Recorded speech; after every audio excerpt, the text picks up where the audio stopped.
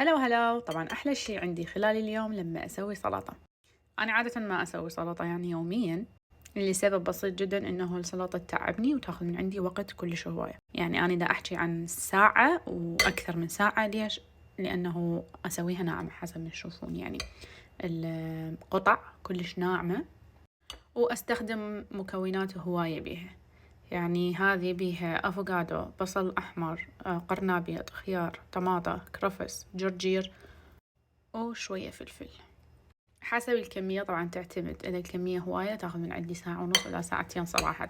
بس هاي الكمية actually أخذت من عندي ساعة إلا 5 دقايق بالضبط، حاسبتها لسبب. يعني حتى أقول لكم إن أنا دا أشتغلها صار لي ساعة إلا 5 دقايق.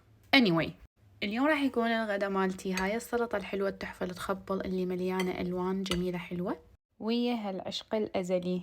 أيوة صار لي حوالي أسبوع ما مسويته صراحة، كلش اشتاقيت بس باعه.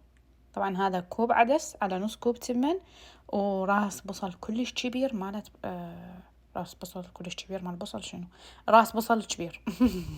لازم نسحق بعدنا ما نتغدين.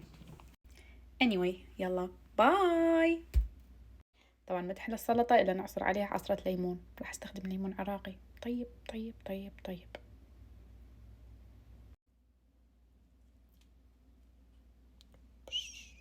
نعصرها ونجي. ما أدري ليش حسيت الموضوع يراد له ليمونة ثانية، so I'm gonna cut it. حبيت الحركة. ونعصر. طبعا أحتاج ليه اثنيناتهم، هاي ليش بطيئة ين قوي. and I'm gonna add avocado oil like a spoon, tablespoon.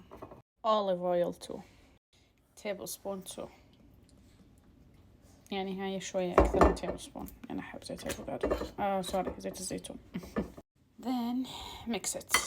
لا أنا ليش قاعدة أسويها ميكس باليسار؟ wait okay mix it.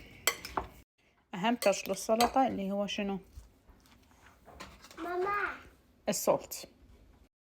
طبعا تضيفون حسب الكمية اللي انتم ترغبون فيها. انا ما احب اضيفه هواية، فخليت هيك رشة خفيفة يعني، لانه الحموضة مالت الليمون كافية يعني.